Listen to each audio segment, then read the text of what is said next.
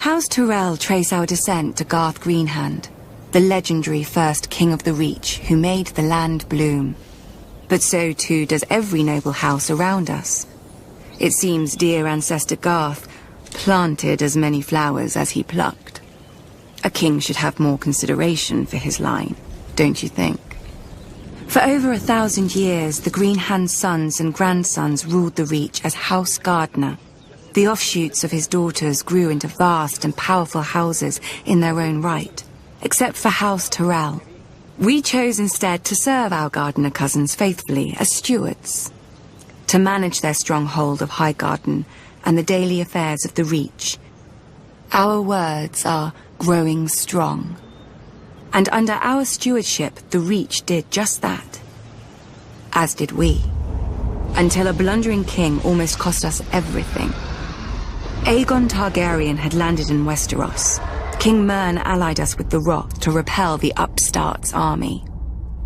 One can only marvel that King Mern did not reconsider when he saw the living dragons against him.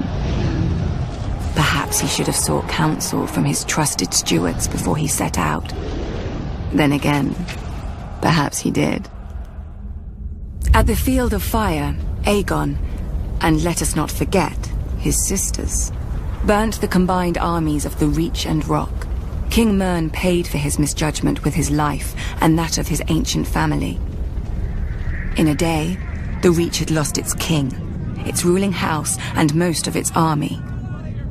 Thankfully for everyone, my ancestor, Harlan Tyrell, had better sense. Until the maesters sorted out the intel among Mern's cousins, Harlan the Steward was acting lord of Highgarden. To ensure peace and life in the Reach, he would yield the castle to Aegon. The other castles and families would then follow, as they had since the Dawn Age. Aegon had a continent to conquer, and the fertile Reach was too valuable to raise. He accepted Harlan's proposal and welcomed our lands into his kingdom. To show his gratitude, Aegon entitled Harlan to Highgarden, the castle his family had served for 1,000 years, and made House Tyrell his wardens of the south, choosing us over older, greater families in the Reach. Our house thus owed everything to the Targaryens.